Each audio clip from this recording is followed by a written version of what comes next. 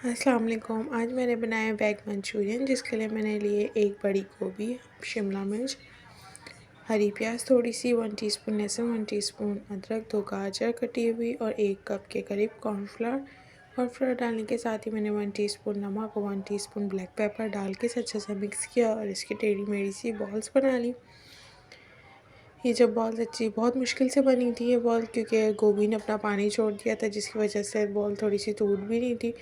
बहरहाल मैंने इसको फ्राई किया। जब फ्राई हो गया तो मैंने इसे अच्छे से निकाल लिया। 7 से 8 मिनट फ्राई करना है ताकि अच्छे से अंदर तक पक जाए, कॉर्नफ्लावर का कच्चापन ख़त्म हो जाए।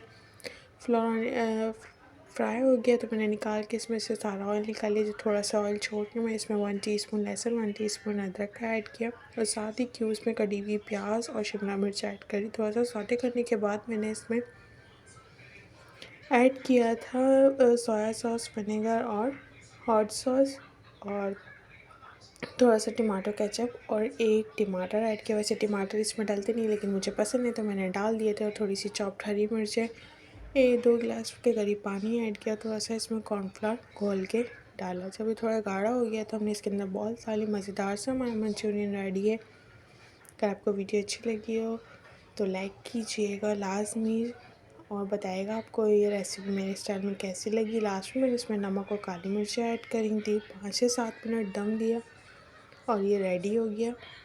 सारी सब्जियां अच्छी सी पक गई थी। मैंने इसे सर्व किया था छोले के राइस के साथ। अगर आप चाहें तो इसके साथ वेजिटेबल राइस भी बना सकते हैं और जिस तरह के आप सादे चावल के साथ भी सर्व कर सकते हैं। वीडियो अच्छी लगी हो तो लाइक करिएगा, शेयर कीजिए और कमेंट में ज़रूर बताइएगा कि आपको वीडियो कैसी लगी। Thank you for watching my video.